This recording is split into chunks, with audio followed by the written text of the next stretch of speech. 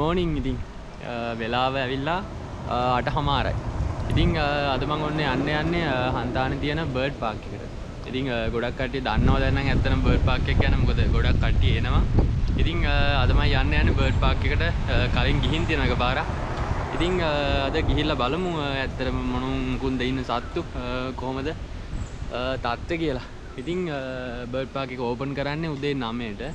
ඉතින් ඒ ඉඳන් මම උදේම ආවෙත් නැහැ. දැන් 8:00 වෙලාව. ඉතින් මම දැන් ඉන්නේ හන්තාන පාරේ. ඔයාලා දන්නවනේ හොස්පිටල් එක ළඟ ඉඳලා උඩට තියෙන පාරේ දැන් මම කිලෝමීටර් 3ක් වගේ ඇවිල්ලා තියෙන්නේ. තව කිලෝමීටරයක් වගේ තියෙන උඩට. ඉතින් ගිහිල්ලා බලමු එහෙනම්. කොහොමද කියලා. යහ මාත් එක්ක.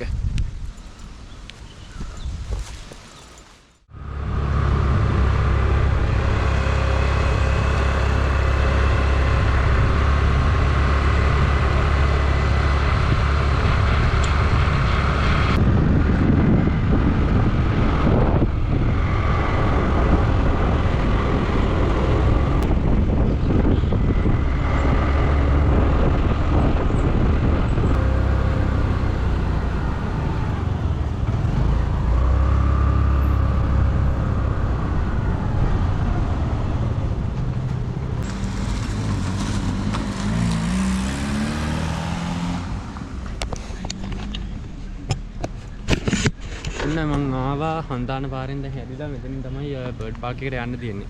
ඉතින් ඕන කෙනෙකුට මේ හොයාගන්න ලේසි මොකද පාරායනේ ලොකුට බෝඩ් දාලා තියෙනවා යන්න ඕනේ පැත්ත. ඉතින් හන්තාන පාරේ ඇවිල්ලා මෙතන තේ මියුසියම් එකට යන පාරත් ඒ පාරම තමයි. ඉතින් හොයාගන්න අමාරුවක් නැහැ. ඉතින් මම එතනින් හරවලා දැන් උඩට යන්න යන්නේ. යා බර්ඩ් පාක් එක ළඟින් හම්බෙමු කියලා.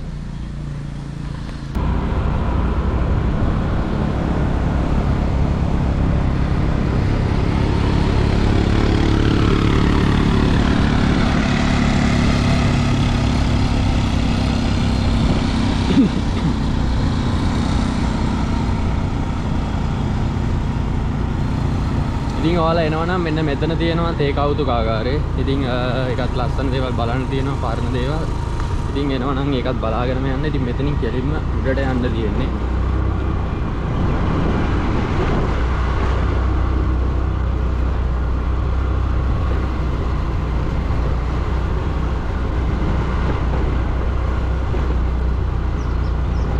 යන පාර නම් පොඩ්ඩක් අබලන් ඉතින් ගණන් ගන්න එපා.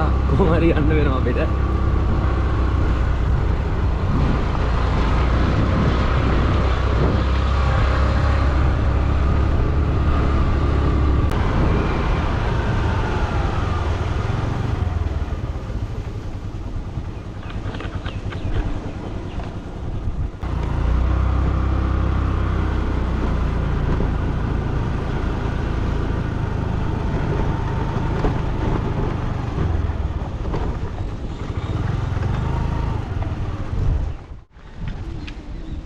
ඔන්න මං ආවා ප්ලේස් එකට. ඉතින් හරියටම 9යි වෙලාව. මං හිතන්නේ දැන් ඇතුළට යන්න පුළුවන් ඉතින්. ඉතින් බයික් එක අතනින් දැම්මා. මේ පැත්තෙන් පාර්ක් එකක් තියෙනවා ඕනනම් එනම දාගන්න පුළුවන් බයික් එකම. ඉතින් ඇතුළට යන්න. ඕපන් කරලා නේද තියෙන්නේ? හරි ඕපන් කරලා තියෙන්නේ යා.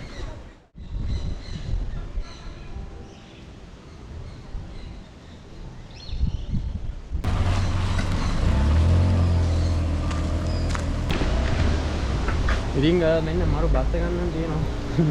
ඉතින් මේක මේ හන්තාන ඉකෝ පාක්. මම හිතන්නේ මේ ආවට මේ ටුවර් කරන්න හදපු එකක් මොකද.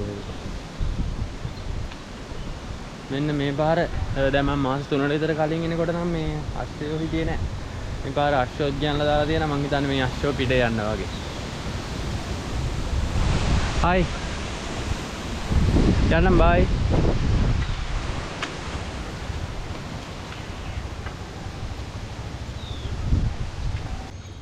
ඇත්තටම ලස්සන ආට් ටිකක්.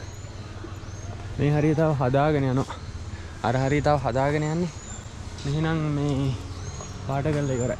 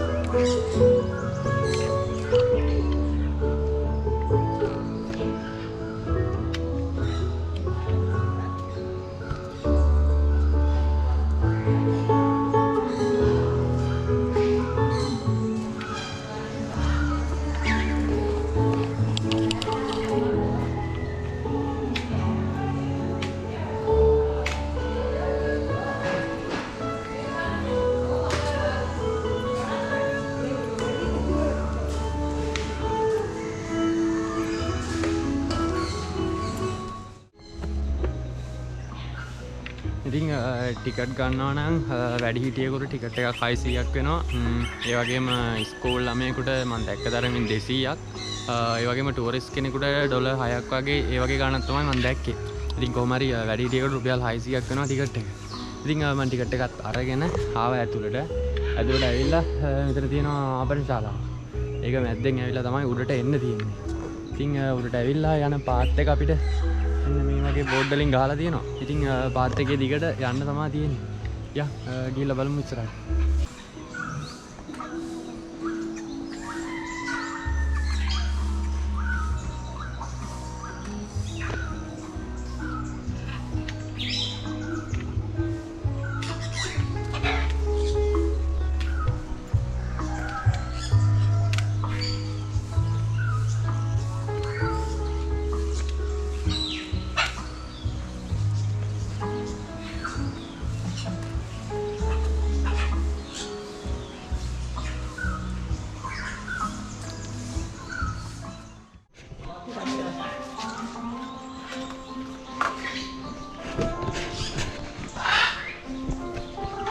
අපි යන්නේ ගිරවුට කෑම දෙන්න. කෑම ගත්තා.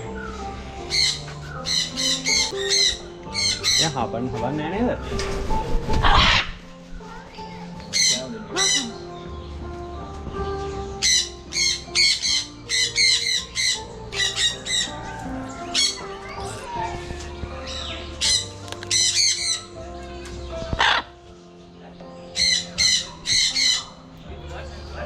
ආයි පොඩක් වීඩියෝ කරන්න.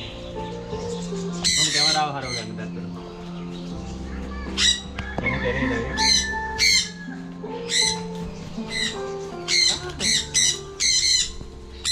මේ පොඩි කට්ටිය මේව කන්නද?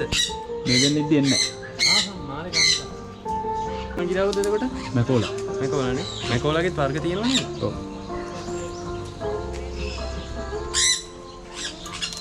මේ චූටි කට්ටිය එන්නද? එනවා.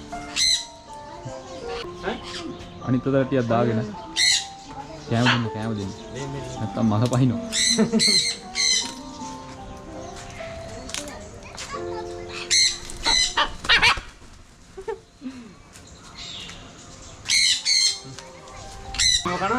කෑම අල්ලන්න එහෙම ඒකට එනවා.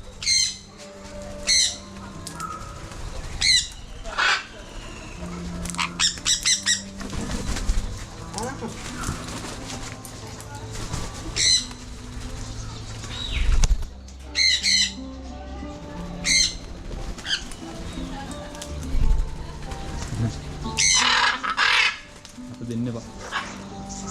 අපනවනේ. කෑම දුන්න නැත්නම් එහෙම ඉවරයි.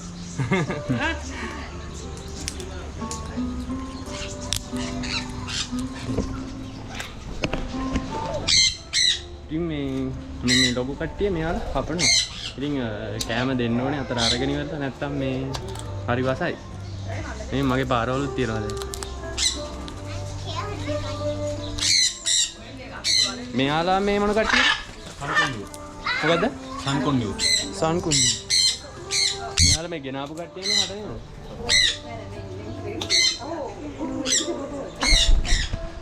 නෑ ආයේ නෑ. ආයේ නෑ.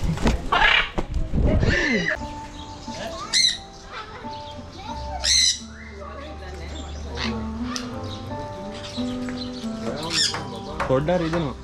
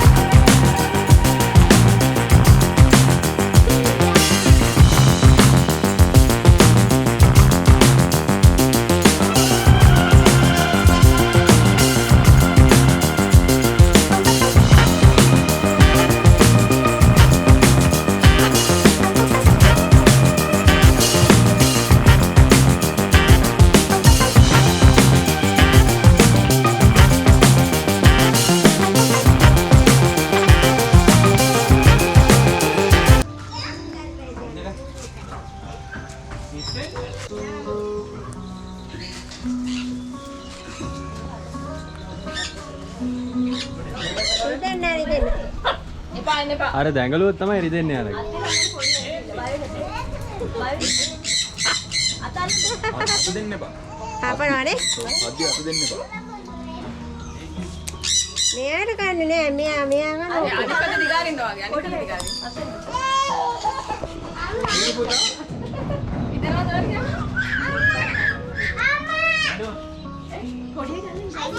මේ මොකක්වත් තියාගන්න බෑ මෙයාලගෙන් මේ මාළෙත් කනවා ටී-ෂර්ට් එකක් කන්න හදනවා මගේ සපත්තුවත් කෑවා ඉතින් පොඩි කට්ටිය නම් අවුලක් නෑ අම්බෝ මල් ළඟ නෑ කන්න දෙයක්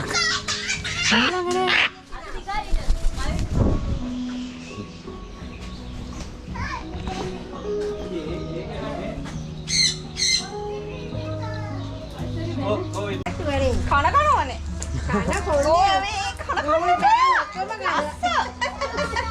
බයින් ඔය මගේ ඔලුවට නැගගෙන ඉන්නවා මේක.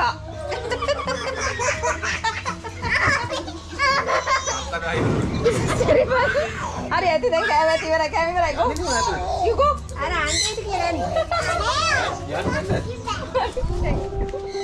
ඉතින් ගිරව් බලන්න ගිහලා මාව ගිරා ප්‍රහාරයකට ලක් වුණා මේ එයාලා හපනවා හරි වස ගිරව් ජාතිය මැකෝලයි මට තව නමක් කියව නම මතක නෑ මේ ඉතින් හැපුවා මේ මාළෙක් කන්න හැදුවා අතේ තිබ්බ බෑන්ගල් ඔච්චේම ඔක්කොම ගලවලා යන්න කිව්වේ මොකද මේ නැත්තම් එයාලා හපනවා ඒ කියන්නේ එයාලා කෑම කියලා හිතලා හපනවා මම කෑම එක්කුත් අරගෙන ගියේ ඒ වුණාට මේ පොඩ්ඩක් හැපුවා ගන්න ඒක ඇතුළට යන්න ඒ කියන්නේ කුරුල්ලෝ අල්ලන්න එක්කෙනෙකුගෙන් රුපියල් 100ක් ගන්නවා වෙනම ඊට පස්සේ කෑම අරන් යනවා නම් කෑම පොඩි බකට් එකකට ඒකටත් රුපියල් 100ක් වෙනම ගන්නවා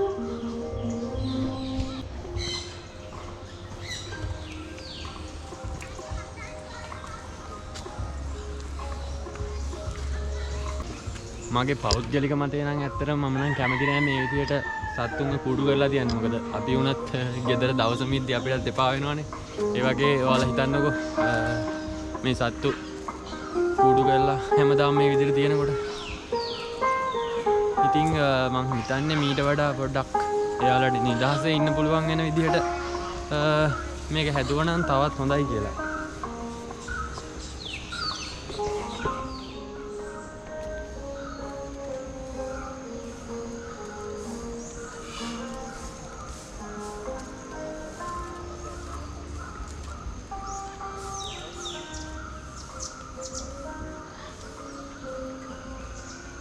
මෙතන ඉන්නවා තාරාව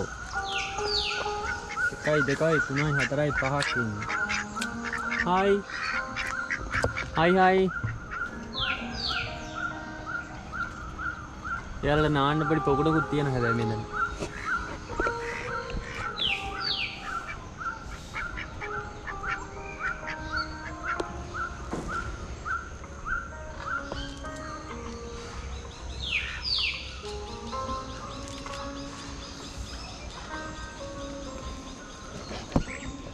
හැබැයි මේ යන්න තියෙන පාත් එක නම් හරිම ලස්සනයි.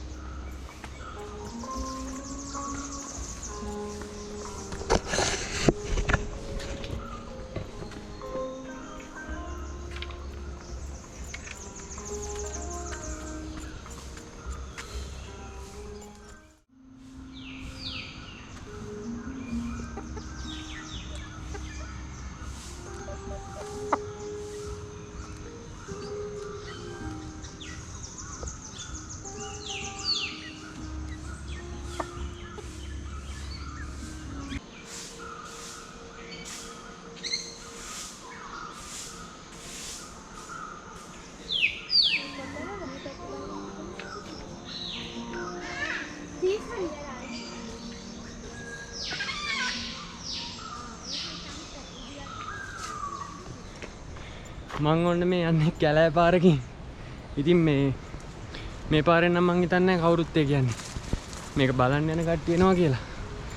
මොකද මේ හරි සත්තු නෑ මේ අලුතෙන් හදන ගමන් තියෙන්නේ. ඉතින් තව මේක ගොඩක් මං හිතන්නේ ලොකුවට හදයි පාරවල් හදලා තිබ්බට මේ සත්තු එහෙම නෑ තාම. ඉතින් මෙතන පට්ටම ලස්සන view එකක් ගන්නම් පේනවා. මේ බලන්නකෝ.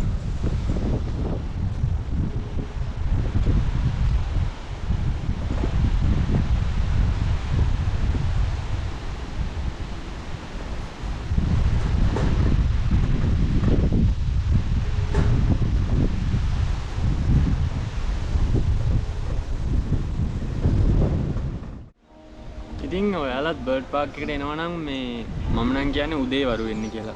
මොකද දැන් මං උදේමනේ ආවේ. ඉතින් සෙනග අඩුයි. මං ඊ හවස ඇවිල්ලා මම ළඟ ඉන්න ඉඳලා ඊ හවස ඇවිල්ලා බලලා ගියා. ඉතින් පුදුම සෙනගක් හිටියේ මේ කියන්නේ බලන්න නිදහසේ බලන්න බෑනේ. ඉතින් ඔයාලා එනවා නම් උදේක එන්න. මොකද 8 9 වගේ 9ට ඕපන් කරන්නේ. ඉතින් 9ට වගේ මේ හරියට මෙතෙන්ට එන්න පුළුවන් නම් 9 10 වෙනකොට පාඩුවේ බලලා යන්න පුළුවන්. මොකද ඒකට අවුවත් නැහැ. හරිම ලස්සනයි.